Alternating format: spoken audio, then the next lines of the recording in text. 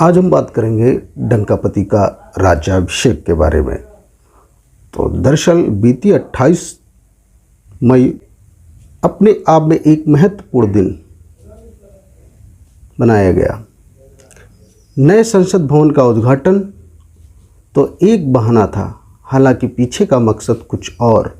आइए आज उस पर कुछ टिप्पणी करते हैं। डंकापति जी ने ये कार्यक्रम आयोजन कराया, साथ साथ इतिहास में और भी दर्ज कराने के लिए उन्होंने एक बहुत रचना को गढ़ा। उसमें अपने आप को वो राज्याभिषेक के रूप में प्रस्तुत करना चाह रहे थे। तो राजमहल में संसद भवन ना कहकर यहाँ पर राजमहल बताऊंगा, क्योंकि इस राजमहल में राज्याभिषेक हमारे डंकापति जी ने 28 तारीख को किया। तो बड़ा ही खुशी का माहौल था चारों तरफ। तो ये ऐतिहासिक काम था जो इतिहास में दर्ज करा दिया गया। तो नमस्कार, मैं पंकज कुमार। बात होगी आज डंकापति के राज्याभिषेक पर। 28 तारीख की सुबह से पूरे आर्यावर्त में खुशी का माहौल बना दिया गया था। लोग बड़े हर्ष उल्लास के साथ अपने अपने काम में लग गए थे। जैसे कि माहौल बनाने वाली एक बहुत बड़े बड़े गोदी चैनल अपने अपने लोगों को लेकर बड़े ज़ोर शोर से राज्याभिषेक की तैयारी में जुट गए थे।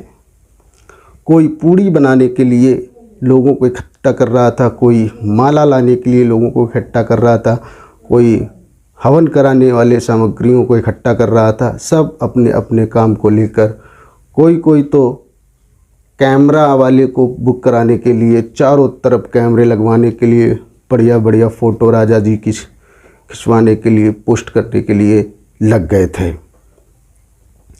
गोदी मीडिया वाले एक और काम करने में अपना पूरी भूमिका निभाने लगे थे, वो जिसका नाम हम सभी लोग राजदंड के नाम से जानते हैं। राजदंड है, उसका नाम धर्मदंड है, उसका नाम सिंघौल है। वो उसको ऐसे प्रस्तुत करने लगे कि जैसे कि संविधान से नहीं बल्कि ये सिंघौल से देश चल रहा है।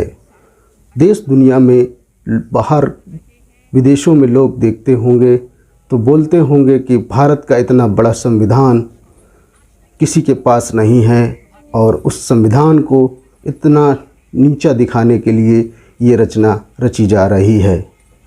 तो सभी अपने अपने काम में लग गए थे। राजा को नहलाने धुलाने और उनका नए नए वस्त्रों को धारण कराने के लिए अपने अपने में काम करने के लिए तैयार और जल्दी कार्यक्रम में लग गए थे। राजा का राजमहल में लाने के लिए वैसे ही राजमहल में एंट्री होगी जैसे कि आज़ादी से पहले राजाओं के राज्याभिषेक होते थे।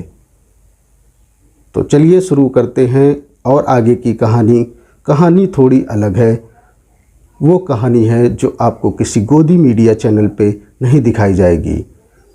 हमारा हौसला अफजाई करने के लिए हमारे साथ बने रहिए और हमें साहस और शक्ति देने की आशीर्वाद बनाए रखिए। हम आपको ऐसे ही डंकापति की नई खबरों के साथ प्रस्तुत होते रहेंगे। तो राजमहल बड़ी ज़ोर शोर तरीके से सजा दिया गया था। राजमहल पर तभी उधर से शहनाई और बड़ी ज़ोर से गूंज हुई, राजा महाराज की जय। लोग उधर देखने लगे। फिर क्या, महल के चारों तरफ गीत गान, डंकापति की जय, डंकापति की जय, डंकापति की जय, ऐसे उद्घोष होने लगे और ज़ोर से ढोल और ताशे बजने लगे, शंख की ध्वनि गूंजने लगी। पूरे राजमहल में हर्ष उल्लास के साथ इस राज्याभिषेक में लोग टक लगा के बैठे थे और देख रहे थे कि गोदी चैनलों में कैसे राजा को परोसा जा रहा है। सभी पंडित, पुजारी, पुरोहित राजा को साथ साथ लेकर आ रहे थे। उधर हवन की तैयारी हुई और पूजा पाठ होने लगी और हजारों लाखों मंत्र पढ़े जाने लगे और राजा राजा के नारे लगने लगे। राजा साहब यानी डंकापति पर पुष्पों की वर्षा क्रोधी चैनलों द्वारा होने लगी और सभी लोग नाचने गाने लगे। तभी अचानक सेनापति आता है और राजा के कान में बताता है कि महाराज, बड़ी ही दुखद खबर है। महाराज, कुछ पहलवानों की सेना राजमहल की ओर बढ़ रही है।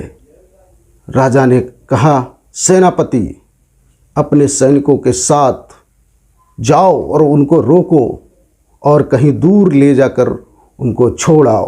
पति बोला, जी महाराज। फिर क्या, चारों तरफ चीख पुकार की आवाज़ आने लगी। सेनापति अपने सैनिकों को लेकर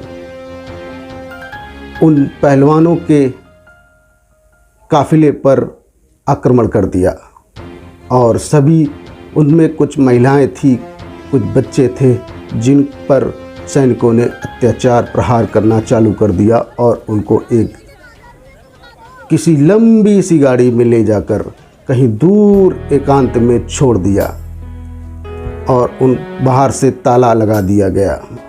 कुछ सेनापति वहाँ बैठे थे और कुछ सेनापति उनको टॉर्चर कर रहे थे। वहाँ पर बिलखते गिड़गिड़ाते वो पहलवान रोते पूरे दिन वहाँ बिना भूख पानी के तड़पते रहे। राजमहल में दौड़कर एक सैनिक पहुंचा और बोला, महाराज, सभी को पकड़ लिया गया है और बंदी बना लिया गया है।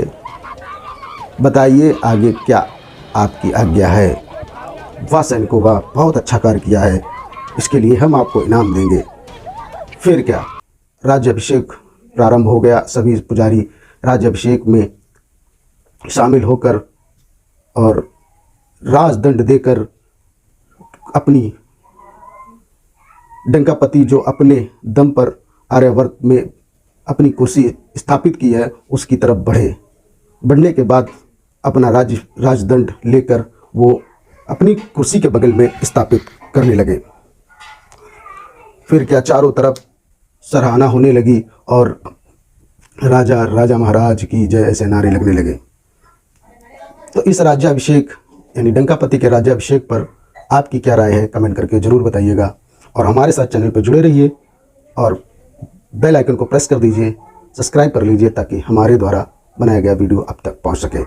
मिलते हैं आपसे अगली टिप्पणी के साथ, तब तक के लिए नमस्कार।